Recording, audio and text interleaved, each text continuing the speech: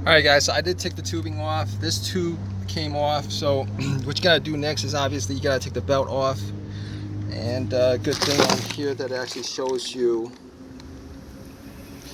it has a description of how the pattern of the belt.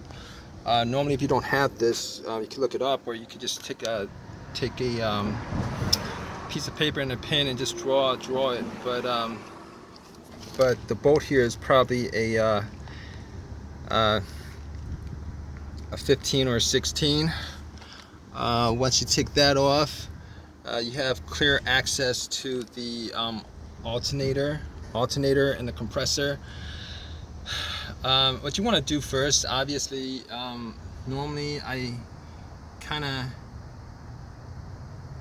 sometimes I skip over this, but you definitely take the line off the battery, especially if you're doing an alternator, but especially if you're doing anything here, because these are negatives and there's positive charges on these lines and stuff like that.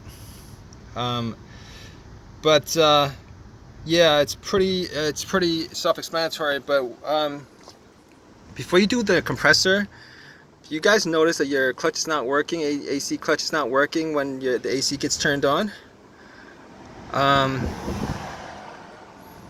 What you want to do is you want to see whether it's compressed or not, whether there's any kind of compression in the system.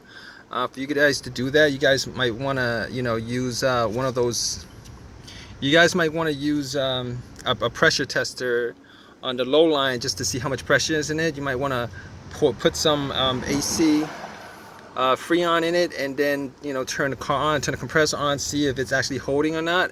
I actually did that test a while ago, and there's nothing wrong with the system as far as the line's concerned. There's no leaks or anything like that as far as I could tell. But regardless, I'm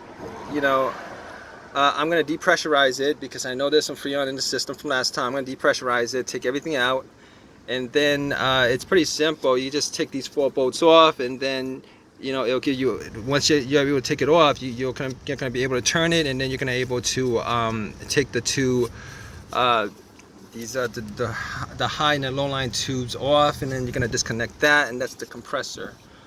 As far as the alternator is concerned, it seems to be pretty simple.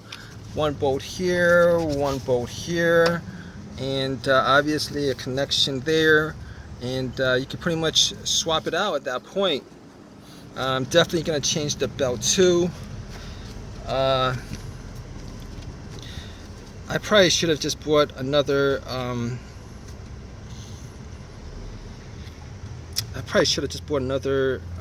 tensioner just for that, but I did buy the belt, so I'm going to change the belt on with this.